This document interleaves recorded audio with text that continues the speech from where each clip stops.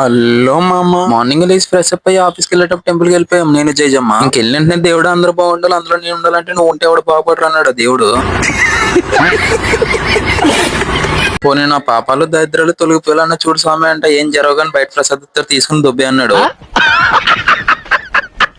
ఇంకెంటనే late చేయకుండా గుప్పుడు ప్రస్తుతం గుడిక్కొని మింగేసాం నేను జయజమ్మ. ఇంకా దేవుడికి వెళ్ళొస్తామని ఇంకెంటనే ఆఫీస్ దొబ్బేసాము. జయజమ్మ ఏంటి పెద్ద మనుషులు కూర్చుంది అనుకుంటున్నారా? జయజమ్మ ఏమో పెళ్లి కూతురంట, అరుంధతి ఏమో పెళ్లి కొడుకంట జీలకర్ర బెల్లి పెట్టిందంట. నేను చోటుగడ వచ్చేసి ఆడియన్స్ అనమాట. అంగా వెనకాల అగ్రిమెంట్ అవుతున్నాడు పెళ్లి కొడుకు వాళ్ళ తాత. ఇంతకీ మ్యాటర్ ఏంటంటే పెళ్లి కొడుకు ఫోటోలు దిగాలని ఉంది కానీ పోజులు ఇవ్వండి రావట్లేదు పెళ్లి కొడుకుకి. ఇంకా వాళ్ళిద్దరు పెళ్లి చేసిన తర్వాత మీరు ఏం చేసుకుంటారు చేసుకున్నా నేను మా మేము కలిసి రెంటెడ్ ఫర్నిచర్ స్టోర్ కి అయితే వచ్చేసినాము. వీళ్ళ స్టోర్ లో water purifier, AC, 4 set sofa, fridge just 6,000 కి పర్ మంత్ రెంట్ అంటే నమ్ముతారా? 100% మీ నంబర్ అని తెలుసు. ఈ షాప్ అడ్రస్ కనుక కావాలంటే మన అకౌంట్ ఫాలో చేసి కామెంట్ చేసేయండి. మేమైతే 4 ఐటమ్స్ తీసుకున్నాం, జస్ట్ 6,000 పర్ మంత్ రెంట్. ఇదేం సర్ప్రైజ్ తెలీదు. మ్యామ్ నేను ఫర్నిచర్ షాప్ కి వెళ్ళి రిటర్న్ వస్తుంటే మళ్ళీ పెళ్లి కొడుకు పెళ్లి కూతురు మాకు ఎంట్రీ ఇచ్చారు. ఇదేంటి పెళ్లి కూతురు పెళ్లి కొడుకు డ్రెస్ కలర్ చేంజ్ అయిపోయింది అనుకుంటున్నారా? పెళ్లి ఏంటంటే మరి డ్రెస్ సైజ్ చేంజ్ చేసుకోవాలి కదా. మరి ఇంకా వాళ్ళు సడన్ గా మాకు ఎంట్రీ ఇచ్చారని నేను మా మ్యామ్ మంచి మాటలు చెప్పి మేము అయితే జ్యువెలరీ షాప్ వచ్చేసినాము. అసలు మేము జ్యువెలరీ షాప్ కిందకి వచ్చా నెక్స్ట్ వీడియో చెప్తా, మన అకౌంట్ ఫాలో చేసుకుని ఉండండి. సరే మా ఇది వీడియో మళ్ళీ నెక్స్ట్ వీడియో వస్తుంది. బాయ్.